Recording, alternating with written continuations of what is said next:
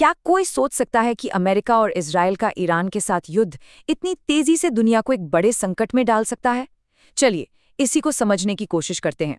साल 2026 की एक सुबह दुनिया की नींद एक ऐसी खबर से खुली जिसने सबको हिलाकर रख दिया।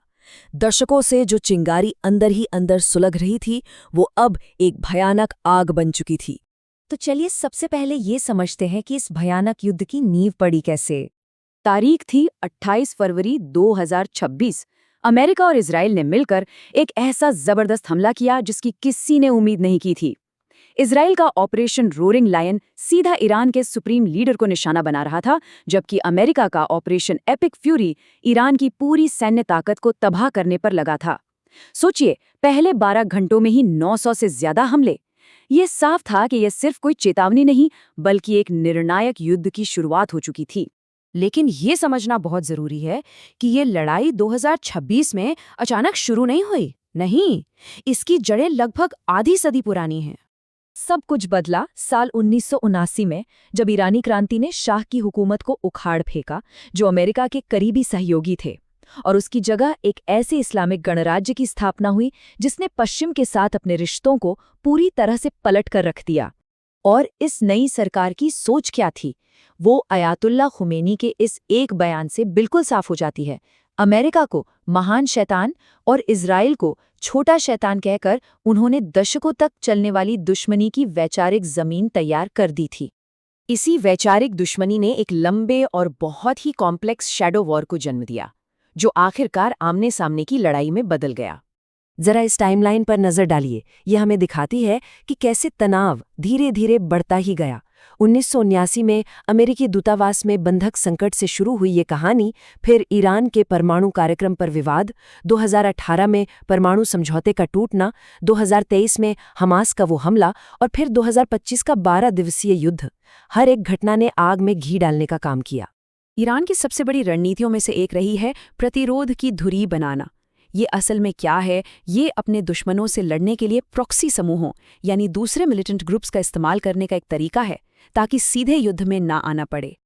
और इस नेटवर्क में लेबनान में हिजबुल्लाह और गाजा में हमास जैसे ताकतवर समूह हैं जो सीधे इजराइल के लिए खतरा हैं। इनके अलावा यमन में हुती और इराक सीरिया में कई और मिलिशिया भी हैं जो पूरे इलाके में ईरान की ताकत का प्रदर्शन करते हैं। अब बात करते हैं इस युद्ध के उस असर की जिसने पूरी दुनिया की अर्थव्यवस्था को हिला कर रख दिया, और ये सब टिका है एक बहुत ही पतले से समुद्री रास्ते पर। देखिए, मिलिट्री और इकोनॉमी की भाषा में एक टर्म होता है चोक पॉइंट। ये एक ऐसा संकरा रास्ता होता है जिसे अगर कंट्रोल कर लिया जाए तो पूरे ट्रेड रूट को ठप किया जा सकता है।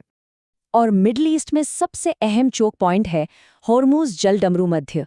ये ईरान और ओमान के बीच है और अपनी सबसे संकरी जगह पर सिर्फ 39 किलोमीटर चौड़ा है। ये कितना ज्यादा जरूरी है, इसका अंदाजा आप इसी बात से लगाइए। पूरी दुनिया का 27% समुद्री तेल का व्यापार इसी एक रास्ते से होकर गुजरता है। यहाँ जरा सी भी रुकावट मतलब पूरी दुनिया के एनर्जी बाजारों में तूफान। और ठीक यही हुआ। इस युद्ध का असर सिर्फ मिडल ईस्ट तक ही सीमित नहीं रहा, इसने पूरी दुनिया को अपनी चपेट में ले लिया। और यहाँ देखिए इस आर्थिक झटके का सीधा सबूत। जैसे ही युद्ध छिड़ा, नेचुरल गैस की कीमतें आसमान छूने लगी, खासकर उन देशों में जो एनर्जी के लिए दूसरों पर निर्भर हैं। यूरोप में कीमतों में 63% की जबरदस्त बढ़ोतरी हुई और एशिया में 54% की। वहीं अमेरिका, जो ऊर्जा के मामले में काफी हद तक आत्मनिर्भर है, वहां सिर्फ 7% की बढ़ोतरी हुई। ये दिखाता है कि कैसे एक क्षेत्रीय लड़ाई का असर पूरी दुनिया में अलग अलग तरीके से महसूस किया जाता है। और बात सिर्फ तेल और गैस की नहीं है।